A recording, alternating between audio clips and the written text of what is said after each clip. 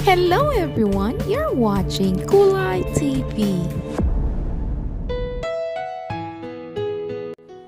Naiinis na si Monique dahil kahit saan siya magpunta ay palaging puno ang slots para sa pag-a-apply niya ng trabaho. Kaka-graduate lamang ni Monique sa kursong Fine Arts at bilang batang scholar ay kailangan niya kaagad makahanap ng trabaho upang may makain siya sa susunod na araw. Ulilang lubos si Monique kaya kumakayod siya sa gabi't umaga. Masaya naman siyang nakatapos ang Fine Arts kahit walang ibang tumulong sa kanya kundi ang sarili lamang niya. Ngunit ang kasiyahan ni Monique ay nabura nang ilang beses na siyang nag-apply ng trabaho at wala pa rin siyang pinaroroonan. Nagmamadali na lamang pumasok sa karinderya si Monique dahil gutom na siya dahil halos nalibot niya na ang isang parte ng Manila at nilalakad lamang nito. Mas lalo pang nag-init ang ulo ng dalaga nang makita ang puno na rin ang lugar kung saan siya kakain. Ay, ano ba naman yan? Sa trabaho puno na. Dito puno na rin. Inis na wika ni Monique at napansin naman siya ng isang babae. Hey, wala kang nasa for sure, kaya dito ka na lang sa akin. Nag-iisa lang naman ako rito eh. Ngiti ng babae na sa tingin ni Monique ay kaedad lamang niya. Nahihiyang umiti si Monique sa babae, ngunit dahan-dahan pa rin umupo sa harapan nito. Thank you, miss. Nahihiya man ako sa'yo pero wala akong choice eh. Nalgutom na talaga ako. It's okay. Mabagal talaga akong kumain kaya matagal pa akong matapos. At rush hour na kaya puno talagang lugar. Thank God. At may mabait pa palang taong ginawa si Lord. Sige, order na ako ha. Sure, go ahead. Para naman may kasama ako rito. Nag-order muna si Monique ng pagkain at mainit na kape. Kahit ang haling tapat ay nagkakape talaga ang dalaga. Agad nilantakan ni Monique ang pagkain pagkaupo pa lamang niya. Natatawa naman ng babae sa nakikita. Hey, chill ka nga. Mabibilaukan ka niyan eh. Oh, sorry. Gutom na talaga ako eh. At frustrated na rin. Bakit naman? Anong problema? Naku, wala. Kahit naman sabihin ko sa'yo, wala rin namang mababago eh. Hindi naman kita kilala at hindi mo rin naman ako kilala. Come on, baka makatulong ako. Sa tingin ko yung mabait ka namang tao. At mabait din ako, kaya rin lang. Sa bagay, well, kaya ako frustrated. Dahil kanina pa ako palibot-libot dito at nag-a-apply ng trabaho. Pero wala, ligwak ang babae. Oh really? Anong trabaho bang hanap mo? Tumigil muna saglit si Monique sa pagmuya at tiningnan ng kaharap. Magaan ang loob niya rito kahit babagong kakilala lamang nito. Oh, I'm a latte anyway. So anong trabahong hanap mo? Ako si Monique. Tsaka kahit ang trabaho ay carry lang sa akin basta may trabaho. Pero fine arts ang kurso kong natapos eh. Pero mas advantage kung connected sa kurso ko ang papasukan kong trabaho sana. Talaga? So you know how to design ng kahit na ano? Oo naman, wag lang gown ha, kasi hindi ako marunong talaga. Oh my! Almost 1 week na akong naghahanap ng designer ng garden ko. I hope I can hire you. Ha? Pero hindi ako landscape designer or landscape contractor. Mahilig lamang ako magpintura. Carry yan, Monique. Malay mo, may talent ka rin sa pagde-design, di ba? Hindi umimik si Monique, kaya binigyan siya ng calling card ng babae. Oh, tapos na akong kumain. Tawagan mo ako kapag interesado ko sa offer ko, ha? Mag-usap tayo about sa pera pag okay na. Wika ni Aleta sabay tayo at iniwan na nga si Monique. Aleta Balthazar? Basta ni Monique sa pangalan. Pag-uwi ni Monique ay hawak-hawak niya pa rin ang calling card ng bagong kakilala. Kinuha niya ang kanyang laptop at nagsimula ng manaliksik tungkol kay Aleta Balthazar. Namilog ang mga mata ng dalaga nang makita nga napakayaman pala ng babae. Meron tong jewelry shop, shoes, at kung ano-ano pa ang pag-aari ng babae at pamilya nito. I guess, hindi naman ako siguro sobrang malas ngayon. Pag-aaralan ko na lamang ang gusto niyang mangyari sa garden niya. At hindi ako landscaper, ay pwede naman akong matuto. Choosy pa ba ako? Ang pagkain ang lumapit sa akin eh. Wika ni Monique at tinawagan ang babae. Hi, it's me. Ani Monique nang sumagot si Aleta sa kabilang linya. Nabobosesan kita. Monique, right? So, ano na? Magkita tayo sa Sabado, Ma'am Alita. Pag-usapan natin ang tungkol sa garden designs mo. I'll bring samples too. Pwede ring designs mo ang susundin ko tapos revise ko na lang. Sure. Hinding-hindi ka magsisisi. And cut the mom. Alita will do. Masayang wika ng babae sa kabilang linya. Sige na nga, Alita. Magkita na lamang tayo sa Sabado. Thank you ha. Hulog ka talaga ng langit sa akin. Ay sus, parehas lang naman tayo eh. Hulog ka rin ng langit sa akin, ma friend. Ma friend? Oo naman. Bakit ayaw mo? Nako, hindi naman sa ayaw. Pero kasi nabasa ko sa internet na sobrang yaman mo. Tapos ako... Hey, don't say like that, Monique. We are rich in different ways. Anyway, magkita na lamang tayo soonest. Bye! Napangiti naman si Monique nang maula ng bagong kaibigan sa kabilang linya. Hindi niya talaga lubos maisip na may kakaing mayaman sa karinderya kung saan siya kumain. Akala niya nasa mamahaling restaurant lamang kumakain ng mga mayayaman. Sa kabilang banda naman ay masayang-masayang ibinalita ni Alita sa ama nito na may nahanap na siyang garden designer para sa kanyang bahay habang tahimik naman ang kanyang ina na nakikinig sa kanila. Guess what, Dad? May designer na ako sa garden natin. Nakilala ko lang siya somewhere. Ang sobrang gaan ng loob ko sa kanya. I can see that she's talented kahit hindi ko pa nakitang portfolio niya. Mabuti naman anak. We trust your taste, Iha. Ngiting wika ng Don. Yes, Dad. And I can't wait to see her again. Nagkatingin na naman ang mag-asawa. Naiisip nila nga tibo ang kanilang anak dahil kahit kailan ay hindi pa to nagkaka-boyfriend. Aleta anak, maganda ka naman, mayaman, mabait. Bakit hindi mo sinasagot ang isa man lang sa mga suitors mo? Daddy, ayoko po muna. And besides, hindi pa po tumitibo ang puso ko sa kanila. I'm happy being single, you know. At bata pa naman po ako. Magpapayaman muna ako using my own money, of course.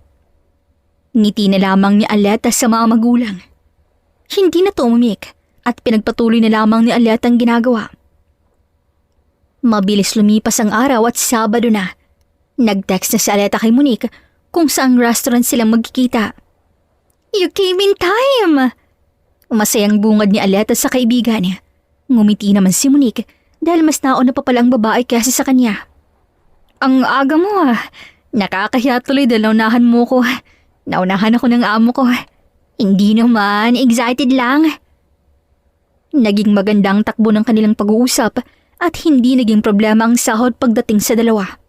Hanggang sa may final choice na si Aleta para sa design ng garden niya. Agad pinakita ni Aleta sa mga magulang ito ang gawa ni Monique at masyado nila tong nagustuhan niya. Ang hindi alam ni Monique, ayun na palang simula ng pagbabago ng kanyang buhay. Bilisan mo at pupunta tayo sa bahay. May sasabihin ng daddy at mommy. Excited ng wika ni Aleta na halos kalad ka rin ang kaibigan nang makita to sa meeting place nila.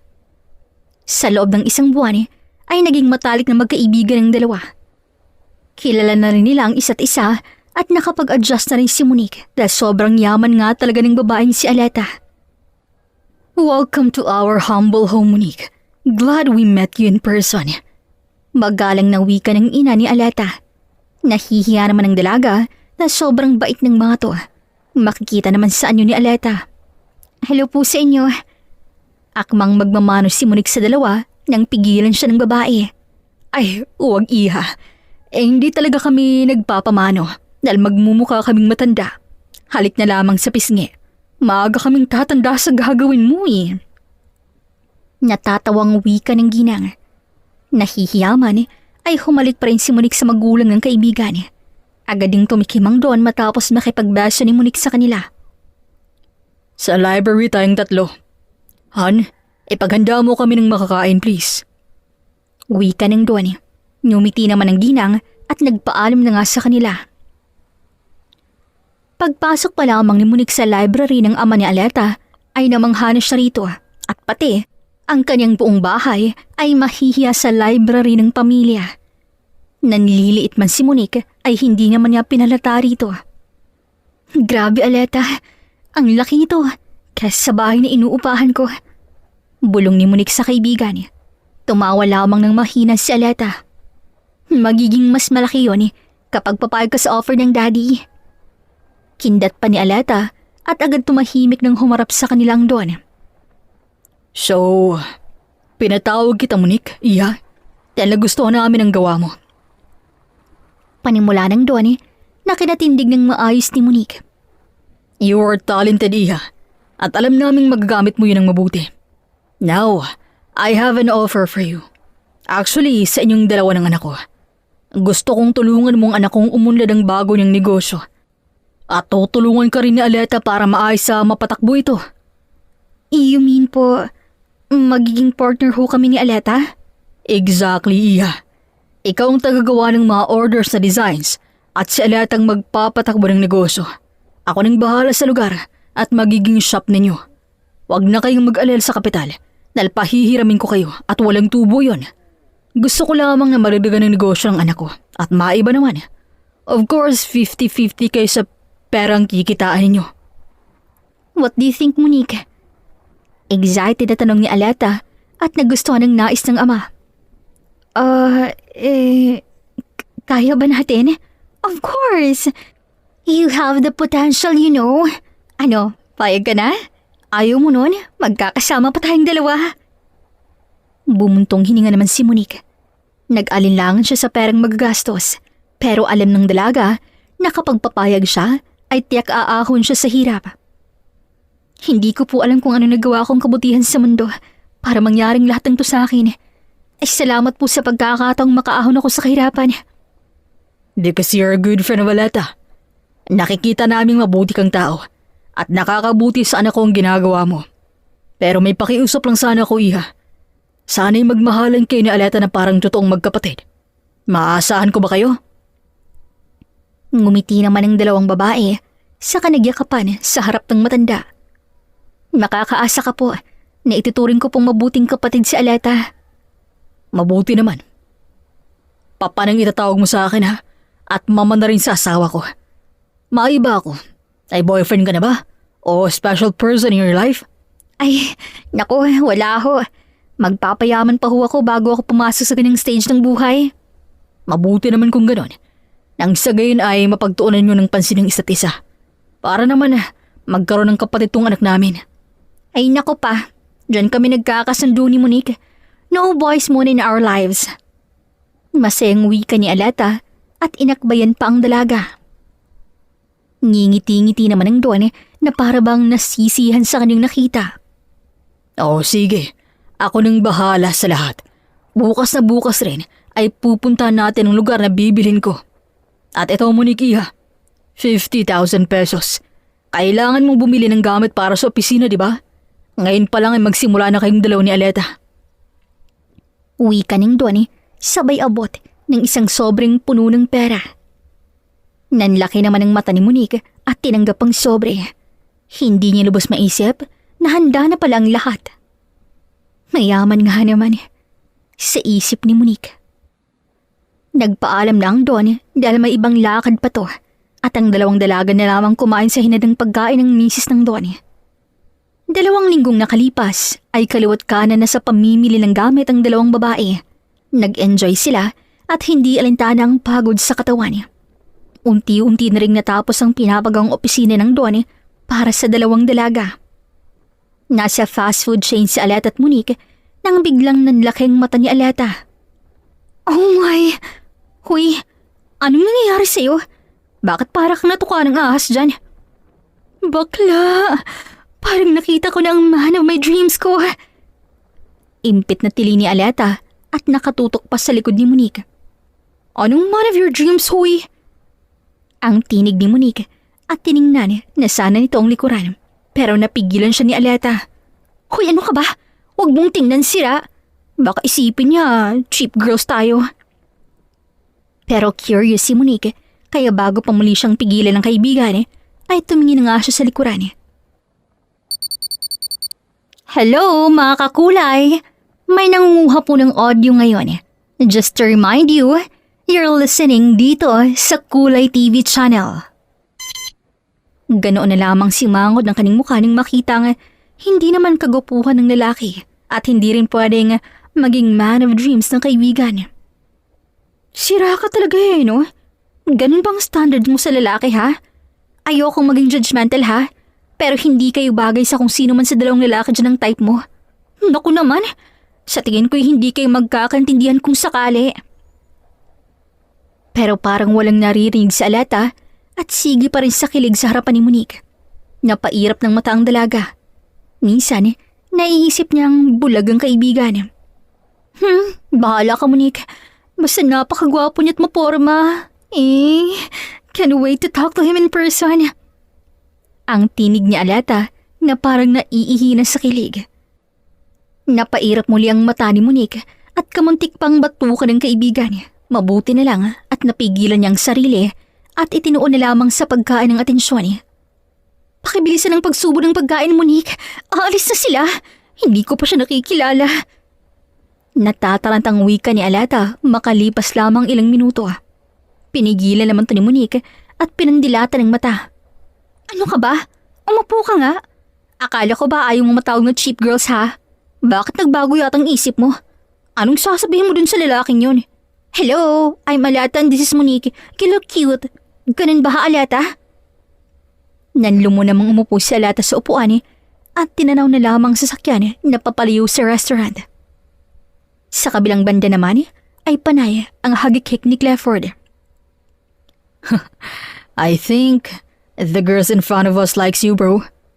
Wika ng binatang si Clifford sa kaibigang si Zoe. Nangunot naman ang noo ng lalaki at nagtatanong ang tingin niya rito. Come on, bro. Hindi mo ba nakikita kung paano nanlaki ang mata nila? I think na love at first sight si Miss Ganda sa'yo Pero mas maganda yung nakatalikod, bro. Mukhang strict nga lang. Nakasimangot Migil ka nga. Kung ano-ano yung pinagsasabi mo Hindi pa ako ready magka-girlfriend, bro. Alam mo naman ako. Kung sinong mapupusuan ko, ay pakakasalan ko na. Seryosong wika ni Zoe at nag-focus siya sa pagdadrive ng sasakyan. Ewan ko sa'yo. Ikaw tong pogi sa ating dalawa Pero ako tong matinik sa babae. Tumawa na lang ng mahina si Zoe at hininaan ang takbo ng sasakyan. Nandito na tayo sa ospital. Ako pa rin bang gagamit nitong sasakyan mo? Oo. Mas mabuting yan ang gamitin mo para iwas commute. Balikan mo ako rito 8 p.m. Good luck sa'yo. Sana mabenta mo ang bahay at lupa. Tiyak malaking commission mo doon. Ngumiti naman si Zoe dito at nagpaalam. Kahit mayaman si Clifford at mahirap siya, ay hindi ito naging hadlang sa pagkakaibigan nila. Mabait at matulinging doktor si Clifford at isa nga ang binata sa tinulungan nito. Nang mawala na sa paningin ni Zoe ang kaibigan, ay umalis na rin siya ng ospital at tumuloy na sa lugar kung saan sila magkikita ng kanyang kliyente. Isang land seller si Zoe at iyon ang isa sa pinagkukunin na ngayon ng pera dahil ulila na siyang lubos. Samantalang, palabas naman ng fast food ang kainan ng dalawang dalaga at mas pinili nilang sa kasada na lamang tumawid. Ayaw na nilang pumunta sa pedestrian lane dahil malayo na ang kanilang lalakarin. Ngunit sa kasamaang palad ay nakita ni Aleta na mabubunggunan ng sasakyan ang kaibigang si Monique. Kaya kinabig niya to papunta sa gilid ng kasada at ang dalagang si Aletang nabundol ng sasakyan. Sobrang bilis ng pangyayari na para bang panaginip lamang lahat. Tulala si Monique habang nakatingin kay Aleta hanggang sa makabawi siya kaagad. Diyos ko, tulungan yung kaibigan ko! Hinging saklolo ni Monique at paika-ikang tumayo. May galo siya sa tuhod pero hindi niya yun ininda. Napuno na ng higawan ng paligid at nagkahagulo na rin ang mga sasakyan. Mabuti na lamang at mabilis din ang responde ng mga nakakakita kaya agad nadala ng ospital si Aleta. Makalipas ang ilang araw, puting kisame ang nakita ni Aleta pagkabuka pa lamang ng kanyang mga mata. Hindi niya maigalaw ang kanyang katawan pero kaya naman ang kanyang ulo. Dahan-dahan ang nilingon ng kanyang gilid at hindi siya nagkamali. Ang kaibigang si Monique ang nakayuko malapit sa kanya. Napangiti si Aleta dahil hindi na puruhan ng kaibigan. Kung hindi niya yung ginawa, tiyak na pinaglamay na to. Narinig naman ni Monique ang kanyang pagdaing at nagising to agad. Aleta, Diyos kong bakla ka. Pinakaba mo naman kami. Nagsimula nang umiyak si Monique at napayakap sa kaibigan. Aray, masakit Monique. Anong nakain mo't ginawa mo yun ha? Muntik ka nang mamatay. Monique, muntikan lang yun. Kung ikaw yun baka wala ka na. Ayoko mawala ka sa akin. Magaan at mahal kita bilang kapatid. Tulad ng sinabi ko kay Dad, magaan ang loob ko sa'yo at marami pa tayong gagawin. Kahit ikaw nasa posisyon ko ay gagawin mo rin yun for sure. Sagot naman ni Aleta at nagsimula na ring umiyak. Salamat Aleta. Utang ko ang buhay ko sa'yo. Tatawagan ko ng parents mo. Nag-aalala sila sa'yo. Bakla ka? 3 days ka na kayong tulog. Talaga? Naku, baka dahil sa anesthesia. Sige, tawagan mo ng papat mama natin. Matapos tawagan ng dalagang simunakang parents si Aleta, ay agad siyang bumalik rito. May nararamdaman ka ba? Masakit? Nagugutom ka ba? Wala naman. Aside sa mabigat tong paa ko. Nakasemento yan. Sorry talaga. Don't feel sorry, okay? Yung nakabunggo sa akin, kumusta naman? Pinalabas din agad ng papa mo.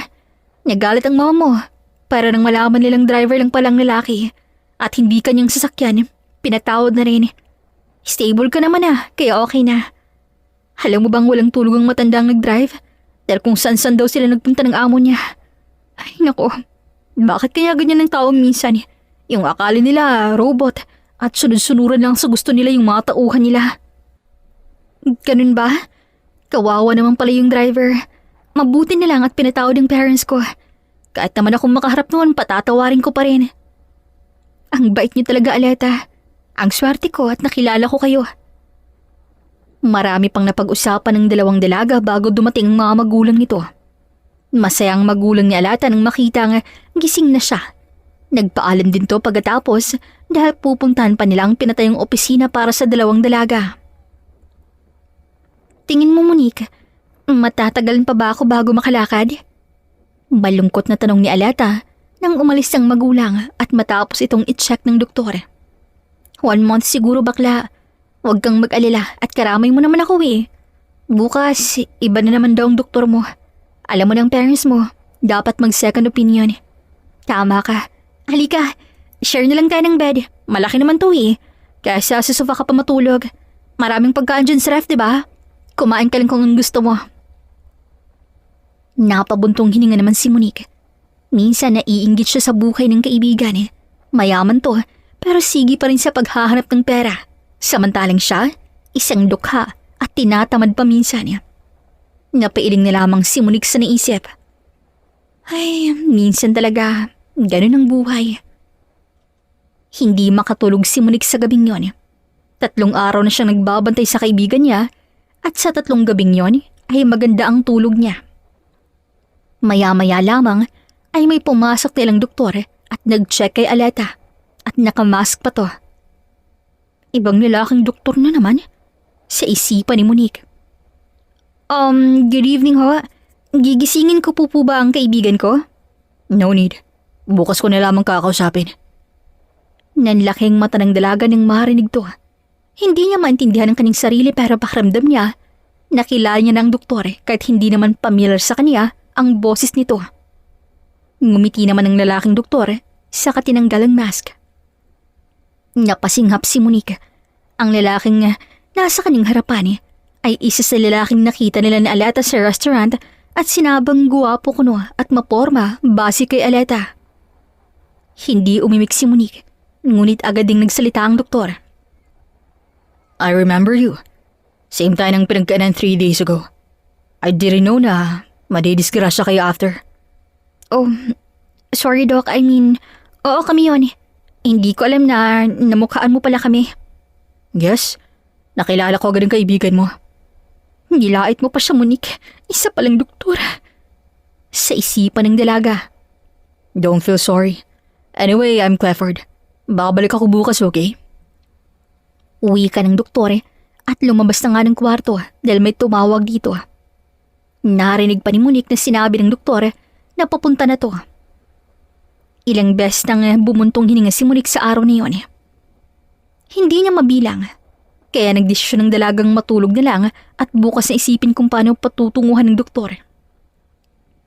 Mabilis lumipas ang oras at umaga na. Parang zombie si Monique dahil kulang na kulang ang tulog nito. Nasa ganong ayos siya nang pumasok ang doktor ni Alita na si Clifford. Nakita ni Monique ang parang baliwala lamang kailatang presensya nito. Nagtataka siyang sinikong kaibigan. Huy, hindi mo ba siya naaalala? Yung mapormang gaya na sinabi mo noon dun sa restaurant? Bulong ni Monique dito.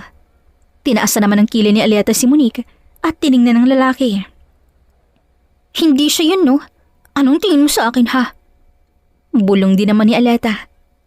Hindi nila napansin na may ibang pumasok sa silid at umubo pa to, kunwari para makuha ang atensyon nila. Nanlaki ang mga mata ni Monique at halos hindi na maitikom na Aleta ang bibig nang makilala ang lalaking pumasok. Monique, siya yun, yung sinabi ko. Mahina pero baka sa tinig ang kilig ni Aleta. Napakurap-kurap naman ang mata ni Monique. Tama ang kanyang kaibigan. Gwapo, macho at maporma nga ito. Bro, buti pinuntahan mo ako dito. May pakikilala ako sa'yo. Para coincidence, Joe. Si Aleta at si Monique pala. Pakilala ni Clifford sa dalawa. Nagkatitigan pa ang dalawang lalaki at para bang nag-uusap ang mga to. Oh, hi. I'm Joe. Doc Clifford's best friend. Pasensya na kayo kung pumasok ako, ah. I need to talk to him kasi. Wika ni Joe at inabot ang kamay kay Aleta. Nanginginig ang kamay ni Aleta pero nakipagkamay pa rin siya rito. Gustong gusto niya nang tumili pero pinigilan lamang nito ang sarili. Pagkatapos ay bumaling naman si Joe kay Monique. Tumagal ang pakikipagkamay ni Joe sa babae. Natigilan naman si Monique nang bahagyang pinisil ni Joe ang kaning kamay. Parang napasong binawi ng dalaga ang kaning kamay at agad nag-iwas ng tingin. Iyon ang unang beses na tila nakaramdam ng kuryente si Monique sa pagdating sa palad ng lalaki. Dahil sa kanyang nararamdaman ay sobrang bilis na ng tibok ng kanyang puso na para bang may hinahabol to.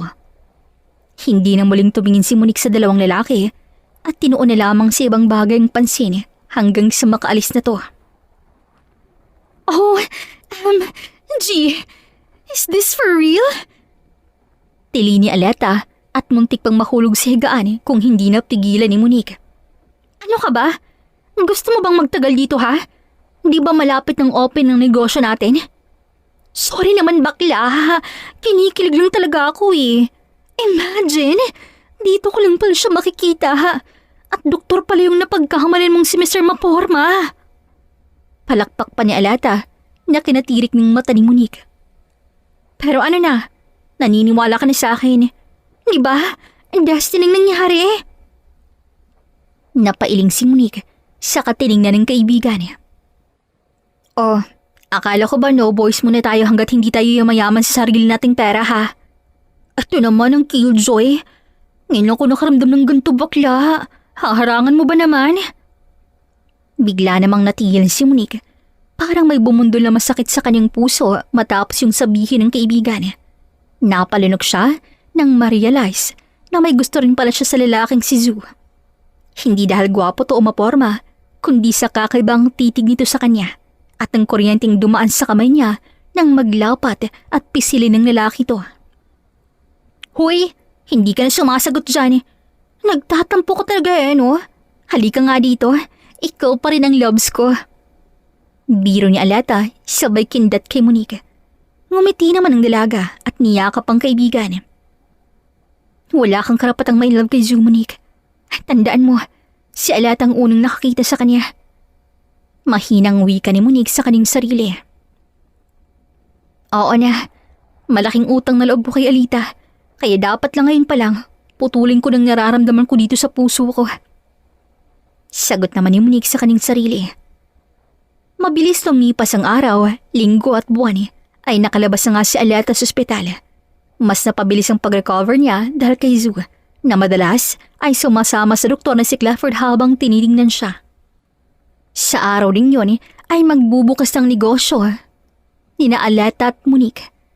Masayang masaya si Monique dahil sa wakas ay may sariling opisina na sila ng kaibigan at may mini studio pa sa loob kung saan pwede siyang gumawa ng mga designs na maaaring magustuhan ng mga client. Congratulations sa atin, bakla! Masayang wika ni Aleta at yumakap pa kay Monique. Ngunit ang totoo ay hindi gaanong natuwa si Monique sa araw na yon dahil imbitadong lalaking nagpapagulo ng kanyang sistema. Nagkataong kasing si Zoo ang land seller at nabili to ng ama ni Aleta. Ay, small world. Masyado talagang mapagbiruang tadhana. Bulong niya. Mas lalo pa siyang napailing nang makitang tuwa sa mga mata ng kanyang kaibigang si Aleta. Sa loob ng isang buwan ay naging vocal si Aleta sa feelings nito para sa lalaki. Pero ang napansin naman ni Monique ay sa kanya laging nakatingin si Zoo at parang sinasabay lamang ng lalaki ang kanyang kaibigan. May problema ka ba? Untag ni Zoo kay Monique nang mag-isa tong pumasok sa studio. Nasa labas ang lahat nagsasaya at pumasok ang dalaga upang mapag-isa. Napakislot naman si Monique pero hindi siya nagpahalata na kinakabahan sa presensya nito. Ako? O wala. Bakit mo naman natanong? Ilang beses na kasi kitang nakitang bumuntong hilinga sa araw na to eh. Are you not happy? Of course I am. This is my dream, Zoo. At tinulungan lamang ako ng pamilya ni Aleta. I can see that they love you and respect you. Sobrang bait nila sa'yo, no? Napangiti naman si Monique sa narinig. Tama ka. Sino bang mag-aakalang tutulungan nilang isang tulad ko, di ba? Hindi nila ako kaano-ano. Hindi nila ako kilala. But still, they're here, supporting me. Malaking utang na loob ko sa kanila. Kaya, I won't let them down. Especially Aleta. Makahalugang wika ni Monique at nagpaalam ng lumabas ng studio. Nakipag-usap kaagad ang dalaga sa ibang bisita at nakapabuntong hinga na lamang si Zoo dito. I guess I can touch you, Monique, because I can see and feel that your best friend likes me. Nasabi na lang ni Zoo at lumabas na rin ng studio. Mabilis ang paglipas ng araw at unti-unti nang dumaraming kliyente ni na Aleta at Monique. Hindi mapagsidla ng tuwa ni Monique at Aleta. Dahil sa tuwing dumadalo sa office, ang doktor na si Clifford para sa weekly check-up ni Aleta ay kasama si Zoo dito. Kaya ganun lang kapasitive palagi ang dalagang si Aleta sa tuwing makikita ang lalaking si Zoo. Napansin kong sobrang tahimik ang kaibigan mo, Aleta. Ang tinig ni Clifford. Napatuwid naman ang upo si Aleta habang ginagawang isang project para sa kliyente. Oo nga, napansin ko rin. Masyadong sub-sub sa trabaho si Monique, Aleta. Sabat naman ni Zoo at tumingin pa kay Monique. Sakto namang tumingin si Monique sa gawin ng tatlo at nagtagpo ang paningin nilang dalawa ni Zoo. Agad nag-iwas ang tingin ng dalaga at napapaso siya sa lagit ng tingin ng lalaki. Ay nako, ganyan talaga yung kaibigan ko. Who knows, after 1 month ay makabili na kami ng sasakyan. Nasa bilis ng kamay niya at dami ng kliyente namin na pumasok araw-araw. Bayaran muna natin ng papaleta. Isa ka na tayo bumili ng mga nais natin. Sabat na lamang ni Monique at pinagpatuloy ang pagguhit. Iiling-iling na lamang si Zoo at minsan ding sinulya pa ng dalagang si Monique. Pauwi ng lalaking magkaibigan nang biglang nagsalita ang doktor. What do you think of Aleta, bro? Nangunot naman ang noo ni Zoo. And what about her? She's pretty, right? Mm-hmm. She is. She likes you, bro. Pansin mo naman yun, di ba? She's so bubbly and beautiful. Bakit hindi mo ligawan? Umiling naman ang lalaki sa kahinarapang kaibigan. I love somebody, bro. She's so simple, smart and talented. Bihira na lang ngayon ng ganong babae. Beautiful inside, beautiful outside, brainy and talented. Oh, is that Monique? Nang hindi sumagot si Zoo, ay napailing na lamang si Clifford. Sa mga sinasabi mo, si Monique lamang nakikitaan ko ng ganyan, bro. Iba pare, hindi si Monique. Napailing ang lalaking doktor, ngunit agad ding napasinghap at hindi makapaniwalang nakapatingin sa kaibigan. Not her, bro. You know their story, right? I can see that Monique likes you too. Pero pinigilan niya lang. You know why, di ba? Dahil ayaw niyang masirang pagkakaibigan nila. Simple solution ay ang layuan ka. Diretsang wika ng doktor kaya napahinga ng malalim ang lalaki. I know. I don't know how to forget these feelings. She already has my heart. Now, I can't get it back. Diligawan mo si Aleta. Malay natin, di ba? Mas mamahalin mo pala si Aleta kaysa kay Monique. Hindi ka naman dinugi kay Aleta, bro. Sana nga kasing gwapo't kisig mo ako pero hindi Lamang ka pa ng isang paligo sa akin. Biro ni Clifford, kaya napatawa na lamang si Zhu. Pero maya-maya, sumeryoso din ang mahirap na lalaki. Ayokong gawing panakiputo si Aleta, bro. Tiyak mas masasaktan siya. Tsaka mayaman siya at mahirap ako. Hindi sapat ang trabaho ko para pantay ng yaman niya. Kahit naman pares kami ng estado sa buhay, ay hindi ko pa rin siya liligawan. Dahil kay Monique lamang tumibok ang puso ko. Give it a try, bro. Wala namang mawawala kung susubukan mo . Nagdaan ng mga araw, ay nakita ni Monique na mas naging magkalapit si Zhu at Aleta. Minsan na rin lumabas ang dalawa at maaga pa lang, nag-out na si Aleta dahil sinusundo na siya ng lalaki. Upang lalong hindi masaktan, ay sinubsob ni Monique ang sarili sa pagdedesign at minsan nag-overtime din siya sa studio. Nagdaan ng mga araw, ay mas naging komplikado ang puso ni Monique. Nasasaktan siyang makita nga masayang-masaya si Aleta kasamang lalaking lihim niyang minamahal. Hindi na rin mapigilan ni Monique ang umiyak mag-isa. Ganito palang ma-broken-hearted kahit hindi naman naging kayo. Natatawa pang wika ni Monique nang mag-isa na lamang sa studio. Palagi rin nagkwento si Aleta tungkol sa mga whereabouts silang dalawa ni Zhu. Ay, kumpadre lang wag makinig. Lihim na wika ni Monique habang nakatingin sa kaibigang nagsasalita. Pasalamat na lamang si Monique nang 3:00 na ng hapon. Wala nang Aletang nagsasalita. Si Zhu lamang palaging bukang bibig. 7:00 na ng gabi nang matapos si Monique ang design ng isang pool na nais ang isang kliyente. Painit-init pa ng katawan ng dalaga nang biglang may narinig na kaluskos sa labas ng studio. Sino yan? Nag-iisa na lamang siya sa lugar at kung may guardman ay tiyak nasa malayo ito. Kumuha siya ng lampshade sa mesa at dahan-dahang lumabas ng studio. Pigil ang hininga ni Monique nang makitang si Zhu lamang palang pumasok. Hi. Nakita kong bukas pang ilaw ng shop ninyo at naka-open pa ang sign sa labas. Kaya I came here to check kung andito ka pa. Wika ni Zhu sabay tingin sa kamay ng dalaga. Sorry, I thought magna akong pumasok. Nakalimutan kong baliktarin ang sign sa labas. May tinatapos lang ako. Sagot ni Monique at pumasok muli sa studio. Bigla namang hinawakan ni Zhu ang kamay niya. Natigilan si Monique at kunot noong tinignan ng kamay nila at sa mata ng lalaki. Anong ginagawa mo? Pagod na ako, Monique. Pagod na ako magpanggap. I thought I would like her. No, I thought I will love katulad ng pinaramdam niya sa akin. Pero hindi. Mali ako. Ang kaibigan lamang talagang kaya kong ibigay kay Aleta. Pinagsasabi mo, Zhu. Bakit po ito sinasabi sa akin ngayon? It's always you, Monique. Nung nakita pa lamang kita sa ospital, ay alam ko nang ikaw ng babaeng hinihintay ko. I love you, Monique. I love you with all my heart. Hindi. Hindi totoo yan. Hindi mo pwedeng saktan ng kaibigan ko. No, Monique. Hindi maaring diktahan ng puso dahil hindi ito robot. At alam kong mahal mo rin ako. Baliw ka. Hindi kita mahal. Mahal ka ng kaibigan ko.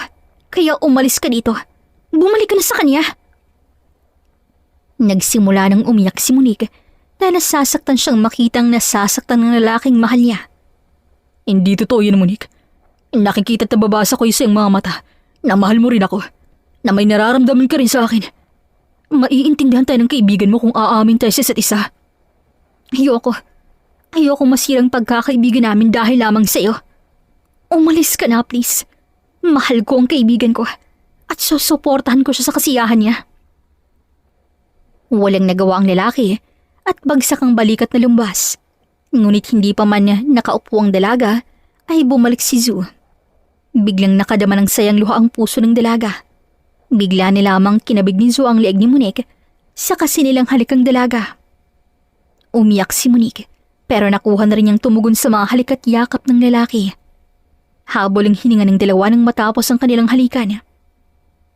Kung mahal mo ako, balikan mong kaibigan ko. Huwag mo siyang saktan dahil utang ko sa kanyang lahat ng to. Ang pera, ang buhay, at itong magandang buhay ko ngayon. Hindi umimik si Zhu at tuloy-tuloy lang lumabas ng studio. Doon na umiyak ng umiyak si Monique. Alam niyang nasaktan ng lalaki sa pinaggagawa niya. I'm sorry, Zhu. We have the right love at the wrong time. Mabilis lumipas ang buwan at paganda na nga ng pagandang negosyo ni Alat at Monique. Nakikita na rin sila sa magazine kaya hindi magkamayo sa pag-assist si Alat sa mga customer at halos hindi rin nag-break ang dalagang si Monique na sa daming dapat habuling project. Ay, finally! Nasabi ni lamang ng dalawang dalaga nang matapos ang kalahating order sa araw na yon. We need to hire someone here, bakla. Grabe, hindi na kaya ng beauty ko. Maktol na wika ni Aleta. Sure, wala namang problema sa akin. Naawa na nga ako minsan sa'yo pero hindi naman nakikita ang pagod ka. Blooming ka palagi. You're right, Monique. Feeling ko malapit nang maging kaming dalawa ni Zhu. He's so sweet with me. At ikaw ang magiging ninang ng magiging first baby namin, ha? Nanlaki naman ang mga mata ni Monique sa narinig. What? So, binigay mo ng... Wait, binigay mo na kay Zhu ang pagkababae mo? Of course not! Ano ka ba? Ang gentleman nga nun Kahit hawak sa kamay ko, di ginagawa. Feeling ko minsan, pinagbibigyan niya lamang ako Pero syempre, think positive lang para hindi makapasok si negative vibe. Iiling-iling na lamang si Monique sa kaibigan niya. Naawa siya rito dahil alam niya ang totoo. Hindi mahal ni Zhu ang kanyang kaibigan dahil siya ang mahal nito. Nasa ganun silang pag-iisip nang biglang bumukas ang pinto. Nanlaking mata ni Alata nang makitang pumasok. Kuya Mark! Sugod ng babae sa lalaki sa bayakap dito. Ay baby, ang bigat mo na Nakatingin lamang si Monique sa dalawa. Nang mapansin to ni Mark ay natigilan ng lalaki. Oh, you must be Monique. Nangunot naman ang noo ni Monique. Oh, palagi kang kinukwento sa akin ni Tito Tita. At tama nga sila. You're so beautiful indeed. Ngumiti na lamang si Monique dito. I'm Mark, by the way. One and only pogi na pinsan ng batang ito. Kuya, I'm not baby anymore. Malapit na nga ako magka-boyfriend He's not rich like us pero maganda naman ang trabaho niya. That's good. At least hindi ka na member ng mga tatanang dalaga soon. Huy, huwag kang rude, okay? Yung kaibigan ko sa likod, single yan, no? Lumawak na malangiti ni Mark nang marinig ang sinabi ng pinsan. Napailing naman si Monique at nagsimula ng magligpit. Wala akong time dyan, bakla. Busy ako sa paghanap ng pera. Ay sus, ang ganda na nga ang kita mo ngayon Tsaka, wala ka pa naman talagang love of your life. Akala mo lang yun, Aleta, dahil may tinitibok nitong puso ko. At mahal mo rin siya. Sa isip na lamang ni Monique. Naging magkaibigan sina Monique at Mark. Palagi ring bumibisita ang lalaki sa opisina ng pinsan at hindi pumalyang may dalatang bulaklak at kung ano-ano para kay Monique. Isang araw, sasali si Aleta sa rampang gaganapin sa Manila. Isa yon sa talents ni Aleta dahil mahilig rumampang mayamang dalaga. I want you to be there, Zhu. Ngingiti-ngiting ibinigay ni Aleta ang 2 tiket sa binatang si Zhu. Hindi pa ako sure, Aleta Alam mo namang busy ako sa pagbebenta ng bahay at lupa, di ba? Sagot naman ng lalaki na sumulyap kay Monique habang katabi nito ang lalaking si Mark. Nag-iwas naman ng tingin si Monique at tinuon sa ibang sarili. Nakita niyang biglang umasim ang mukha ni Zhu nang bigyan siya ng bulaklak ni Mark. Pag-isipan mo muna, Zhu, okay? Ma-appreciate ko kung nandun kayo lahat. Seryosong tumingin si Monique kay Zhu nang marinig ang malungkot na boses ng kaibigan. Agad nag-iwas ng tingin si Zhu kaya nakahinga ng mabuti si Monique. Fine. Basta sasama si Doc Lefford at Monique. Pigil-pigil ang hininga ni Monique dahil sinabi ni Zhu. Ang hindi alam ng dalawa ay nakahalata na pala si Mark. Kaya noong nag-iisa na si Monique ay kinausap to ng lalaki. Hinatid naman ni Zoe ang pinsan ko? Ngiting tanong ni Mark. Ha? Oo. Wika ni Monique na nasa malalim na pag-iisip. I feel pity for my cousin Monique. I can see that she's in love with Zoe. Pero hindi naman in love si Zoe sa kanya. Napalingon naman si Monique sa gawin ni Mark. Paano mo nasabi yan? Lalaki rin ako. Alam ko kung kailan mahal ng lalaking isang babae. At alam ko kung kailan mahal ng lalaking isang babae bilang kaibigan lang. At ang pangalawang nakikita ko. Look, Mark. Hindi ko alam kung anong pinagsasabi mo. But I think it's better kung hindi natin sila pag-uusapan. Ayokong makisawsaw sa relasyon ng iba. Right? Tama ka. So now, let's talk about us na lang. There's nothing wrong about us, Mark. At ngayon palang sasabihin ko na sa'yo. I'm not ready yet. Bilang kaibigan lamang talagang kaya kong ibigay sa'yo. Naawa siya rito, pero hindi talaga matuturuan ng puso. Mas nalungkot pa si Monique dahil naalala niya ang pinagtabuhay niya si Zoe at halos ipamigay na sa kaibigan. I understand. Siguro'y maghihintay na lang muna ako. Bahala ka. Basta wala akong maipapangako sa'yo. Baka ma-bored ka lang. Ang buong akala ni Monique ay titigil na si Mark sa pagbibigay ng mga bulaklak at chocolate sa kanya. Ngunit nagkamali siya. Nasa venue na sila ng pagdadausan ng rampa ni Aleta at Francis ang apat, si Clifford, Zoe, ang dalagang si Monique at Mark. Mark, hindi ko okasyon to. Bulong ni Monique sa lalaki. Bit-bit na kasing kumpol ng rosas at imported na chocolates. I know. Gusto ko lang bigyan ka ng bulaklak. As a friend. Nakita yun ni Zoe kaya agad nag-init ang kalooban at pansamantalang hinawakan ng siko ni Monique. Napakislot naman ang dalaga nang maramdaman ng mainit na kamay ni Zoe. Bigla tuloy siyang napaupo ng tuwid. Ngingiti-ngiti naman si Zoe at tinuon ang sarili sa harapan. Alam ko na ngayon kung bakit mo ko pinagtutulakan sa kaibigan mo. Bulong ni Zoe kay Monique habang rumarampa ng naggagandahang babae. Kabilang na doon si Aleta. Anong sabi mo? Sa bagay, mahirap lang naman kasi ako at umaasa sa kita sa komisyon. Pero kung ikolab natin ang ating kita, ay tiyak magiging middle naman ang ating buhay. Hindi alam ng dalagang si Monique kung bakit nagiinit ang pakiramdam niya. Hindi dahil sa galit, kundi dahil sa bango ng hininga ni Zoe at ang paglapat ng labi nito sa kanyang tenga. Dahan-dahang lumayo ang dalaga at pumunta sa comfort room dahil naiihi siya sa kanyang nararamdaman. Ang hindi alam ni Monique ay sinundan pala siya ni Zoe at nakita to ni Mark. Nanlaking mata ni Monique nang pumasok si Zoe sa ladies room at walang ibang tao doon dahil busy sa panunood ng rampa. Oh my gosh! Anong ginagawa mo rito? Pambabaha itong room na to. Pero parang walang narinig ang lalaki. Patuloy lamang to sa pagpasok at sinarado pang pinto. Nagsimula ng kabahan ng husto ang dalaga at naramdaman na lamang niyang sinakop na nga ni Zoe ang kanyang labi. Madiin at nangungusap ang mainit na labi ni Zoe. Kinagat pa ng lalaki ang labi ni Monique upang pumuka ito at hindi naman nabigo si Zoe dahil nangyari ang nais ng lalaki. Nais sana ni Monique na itigil ang kanilang ginawa ngunit mas nanaig ang kanyang puso sa oras na iyon. Kusa na lamang sumagot si Monique sa bawat haplos at yakap ng binata at hindi nila alintana kung saang lugar sila sa oras na iyon. Tila naging agresibo naman ang binatang si Zoe at bigla na lamang bumabang halik ito sa leeg ni Monique. Napatingin naman sa taas ng kisame si Monique at hinayaan si Zoe. Napasinghap lamang ang dalaga nang biglang hawakan ni Zoe ang kaning dalawang dibdib at pinisil to na parabang isang prutas. Napakagat labi si Monique upang hindi makagawa ng ingay hanggang sa napahalinging na lamang siya dahil nakita at naramdaman na lamang niya ang pagkagat ni Zoe sa kanyang malulusog na papaya. Alam na nila pareho kung saan patungo ang kanilang ginagawa sa oras na yun. Nang magsawa si Zoe ay bigla tong tumigil at tiningnan sa mata si Monique.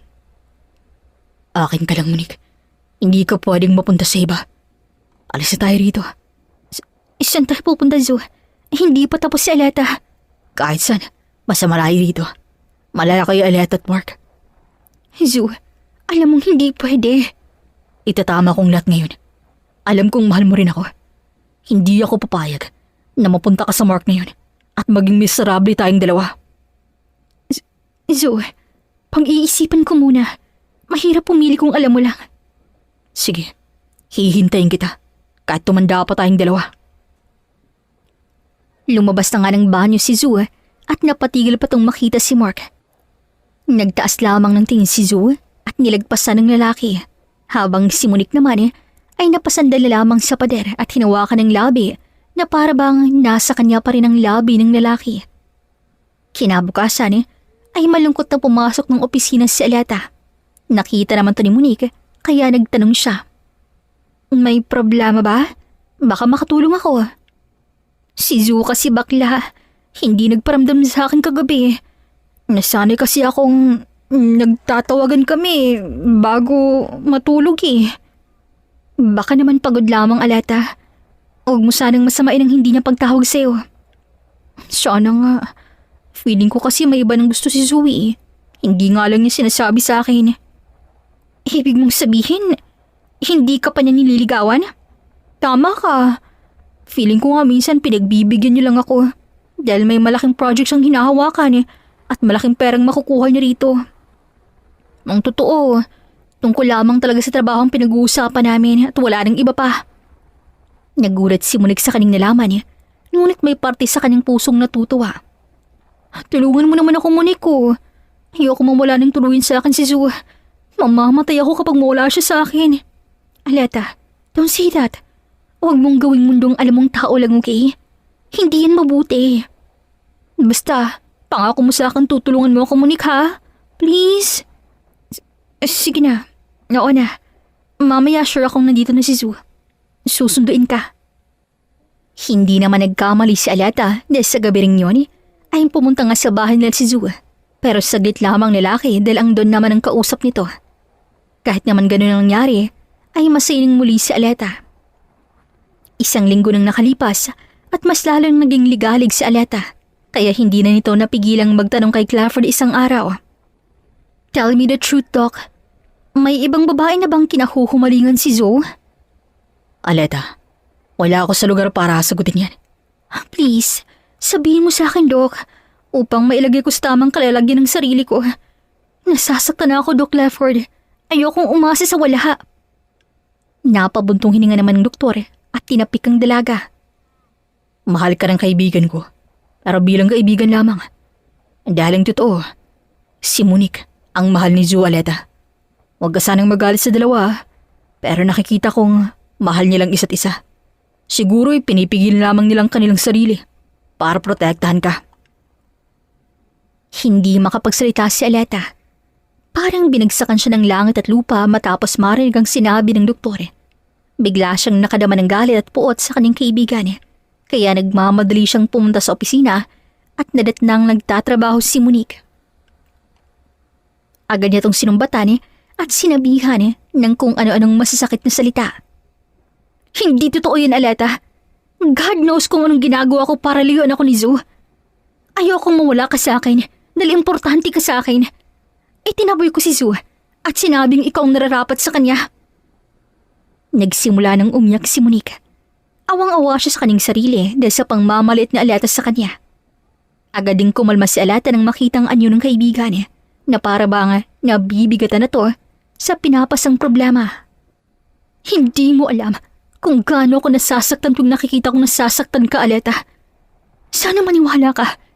Hindi ko inaha si Zu. I'm sorry, Monique. Iyak naman ni Aleta at niyakap ang kaibigan.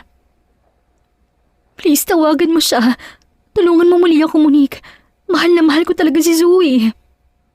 Sa araw din yun ay saktong dumating si Zoe sa opisina ng dalawa. Tamang-tama at hindi na kailangang dalagang hanapin pa to. Agad na lumabas si Monique at hinawakan ni Zoe ang kanyang kamay. Dinala niya ang binata malayo sa opisina nila ng kaibigan. Lahat gagawin ko. Sumaya lamang babaeng pinagkakautangan ko ng loob, Zoe. Totoong mahal kita pero hindi tayo pwede. Pinagtagpo lamang tayo pero hindi ibig sabihin nun ay tayo ang para sa isa't isa. Kung mahal mo ako, Zoe, balikan mo si Aleta. Mahalin mo siya tulad ng pagmamahal mo sa akin. Umalis ka na, dahil wala na tayong pag-uusapan pa. Sakaling mag-cross muling nadas nating dalawa, sana kalimutan mo nang may nangyari sa ating dalawa. Puno ng kalungkutang wika ni Monique. Hindi na sumagot si Zhu at bagsak na lamang balikan nito saka umalis. Napaiyak na lamang si Monique sa loob ng studio at nakatingin lamang sa kanya si Aleta.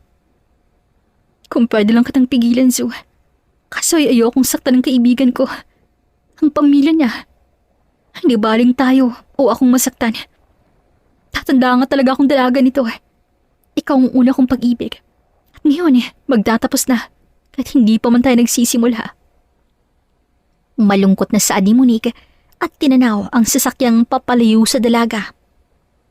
Makalipas ang isang linggo, lugmok pa rin si Monique habang nagtatrabaho at masaya naman si Aleta nang makita nga nasa labas ng gate ang lalaking iniibig niya ng sobra. Pasok ka! Puno ng galak ang boses ni Aleta. Nandyan bang parents mo? Oo, nasa loob. Tara! Hindi alam ng babae kung bakit na-excite siya. Feeling nito ay may sasabihin ng mahal niyang si Zhu sa mga magulang niya. Oh, good thing na padalaw ka, iho. Maggalang na wika ng doon. Hindi na po sana ako magpapaligoy-ligoy pa. Alam kong walang ibang pamilya si Monique. Kaya sa inyo po ako lilapit. The first time I saw Monique, I know she's the one for me. The one that I've been waiting for. Pero pilit lamang pinigilan ni Monique ang nararamdaman niya para sa akin. Because she loves your daughter, Aleta. Ayaw niyang masaktan ng kaisa-isang kaibigan at tinuring niyang kapatid. At ayaw niya ring masaktan kayo na tumulong sa kanya. Mahal po ako ng anak niyo, sir. Pero ang kinikilala niyong anak ang mahal ko. Si Monique. Seryoso at matapang na wika ni Zhu. Hinawakan ni Zhu ang kamay ni Aleta at pinadama ang tibok ng kanyang puso. Humihina yan kapag nakikita kong nasasaktan ng kaibigan mo, Aleta. Mahal kita, pero hanggang kaibigan lamang talaga. Sana matanggap mong hindi ikaw ang laman nito, kundi ang kaibigan mo. Hindi niya ako inaasa sa'yo, Aleta. Pinagtabuhin niya ako dahil para sa kanya, tayo ang bagay.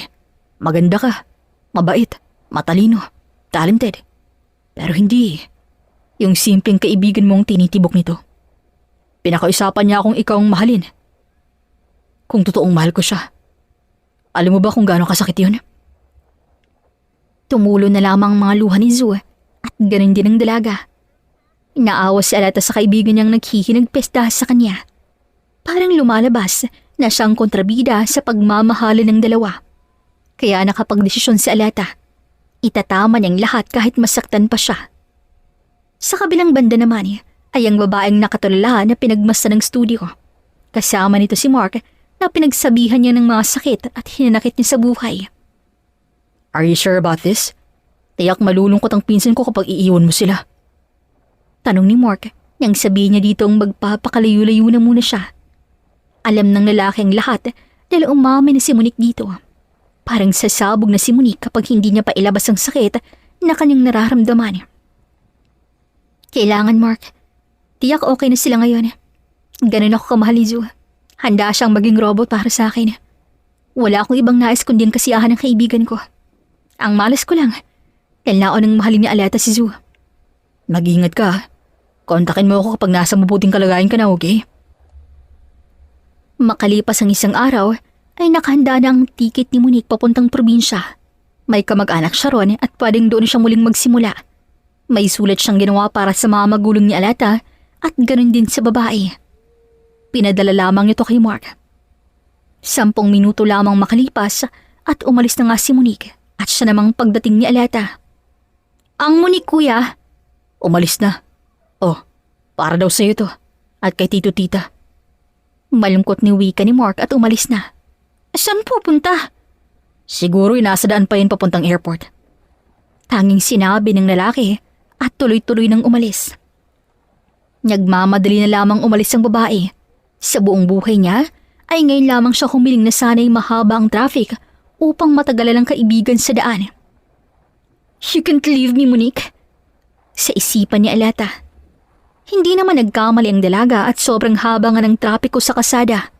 Tuwang-tuwa siya na lumabas ng sasakyan at nagsimula ng maghanap kay Monique sa mga pampublikong jeep o taxi. Hindi siya nagkamali dahil sa ika-6 na taxi ay nakita niyang kaibigan. Kinatok niya to at nagtataka man si Monique ay binuksan niya pa rin ang bintana ng sasakyan. Baba na dyan! Manong, sino tong 1,000 oh? Keep the change po. Wika ni Aleta at ito pa mismong nagbukas sa kaibigan. Agad din silang pumasok ng sasakyan na sunod-sunod ang busina ng ibang nasa likuran nila. Anong ginagawa mo, Aleta? May flight akong pupuntahan. No, pag-uusapan natin ang kasal. Iiwan mo ako? Ay hindi pwede yun. Nasa bahay si Zu at hinihintay tayong dalawa. Nanlumos si Monique sa narinig. Ibig sabihin ay okay ng muli ang dalawa at ikakasal nga ang mga to. Pagdating nila sa mansyon ay labis ang kabang nararamdaman ni Monique dahil nakita niya ang titig na titig ang lalaking mahal niya sa kanya. Gustong-gusto nang yakapin ni Monique ng lalaki pero nagpigil lamang siya. Humalik si Monique sa mga magulang ni Aleta. Alam na namin ang problema niyong tatlo. Panimula ng doon. Takot ang nararamdaman ni Monique sa mga oras na yon. Itatakwil na po ba ninyo ako? Tumawa lang doon, pati ng kaibigan ni Monique na si Aleta. Ibabalik lang naman kung anong iyo bakla. Sorry kung naging selfish ako. Hindi ko alam na sobra-sobra mo pala akong mahal. Kaya kaya mong paraya sa akin. Alam kong mahal yung isa't isa ni Zu. He's yours now. Basta, akong abay mo sa kasal ha?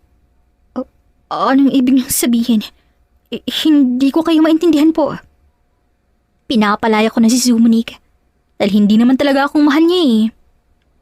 Kami nang bahala sa gasto sa kasal, anak. Ang gagawin mo lang ay ang magpaganda sa piling ni Zu. Sobrang simple lang kasi ng pananamit mo eh. Yan ang rason kung bakit ko siya mahal, tita. Ang kasimplihan niya, pero may dating. Wika naman ni Zu na hindi man lamang tinatanggal ang tingin kay Monique.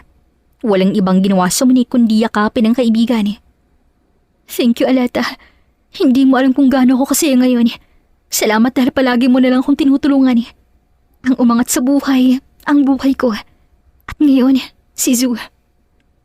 Napuno ng tawanan ng bahay ni na Aleta. At iniwan muna nila si Zu at Monique sa sala upang makapag-usap ng masinsinan. Paano ba yan? Nagawan ko na ng solusyon ng problema nating dalawa.